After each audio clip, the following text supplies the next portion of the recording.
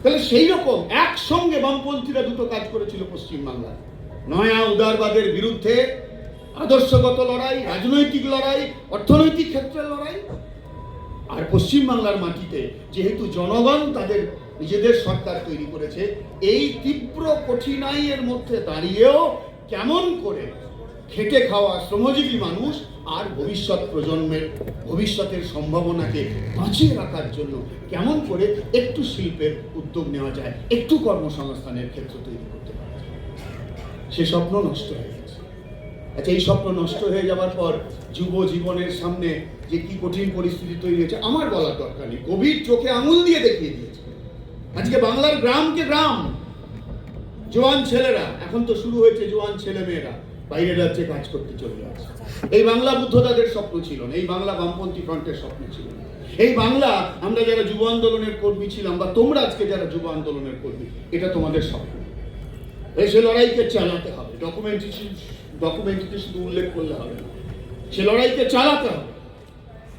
কৃষিকে রক্ষা করে, কৃষককে রক্ষা করে, ক্ষেত মজুরকে রক্ষা করে, বর্গাদারকে রক্ষা করে, কৃষির সঙ্গে সম্পর্কযুক্ত শ্রমজীবী মানুষদেরকে রক্ষা করে, তাদের দাবিগুলোকে নিয়ে লড়াই করে, তাদের কনফিডেন্সকে এক জায়গায় জড়ো করে ভবিষ্যতের দিকে এগিয়ে যাওয়ার জন্য শিল্পায়ন এছাড়া অন্য কোনো বিকল্প নেই, কোনো বিকল্প নেই, কোনো বিকল্প। সেই রাস্তায় আমাদের ঠিক হতে হবে।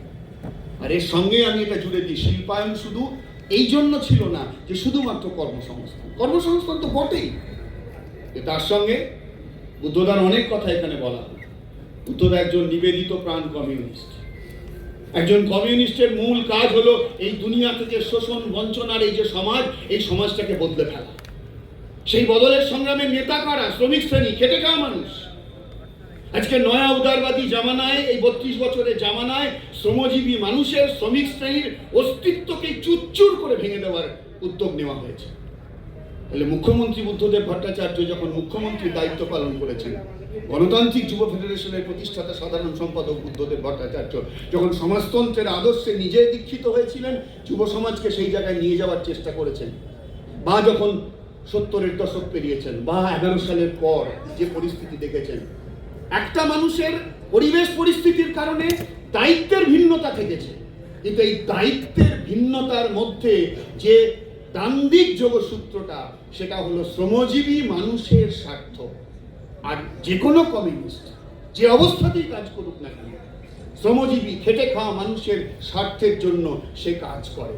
আর শ্রমজীবী খেটে খাওয়া মানুষের স্বার্থের আজকের দুনিয়াতে, লোকতন্ত্রের দুনিয়াতে সবচাইতে যেটা গুরুত্বপূর্ণ প্রশ্ন হলো সেই শ্রমজীবী মানুষের অস্তিত্বকে রক্ষা করা। সংগঠিত শ্রমিক শ্রেণীর অস্তিত্ব আজকে বিপদাপন্ন।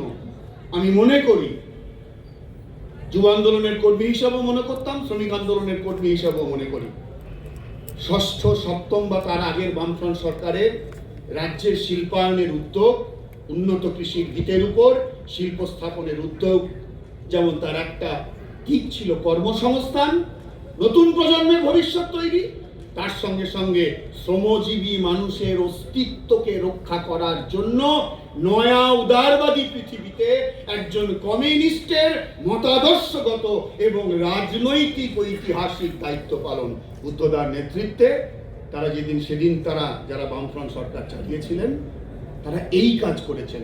আজ হোক, কাল হোক, পরশু। নির্বন্ধ একটা ইন্টারভিউতে বলেছিলেন, ইতিহাস একটা সময় পর নিশ্চয়ই আমাদের বলবে, আমি আজকে বুদ্ধদার এই স্মরণ সভায় বলতে পারি, আজ হোক, কাল হোক, পরশু ইতিহাস এই কথা প্রমাণ করবে যে রাজ্যে বুদ্ধদাদের নেতৃত্বে যে সরকার যখন চালিয়েছিল, তারা আসলে শুধু সরকার চালায়নি, তারা এই যে মহাকালের রথ যেদিকে এগোবে, আমি রবীন্দ্রনাথ থেকে ধার করলাম, সেই অগ্রগতির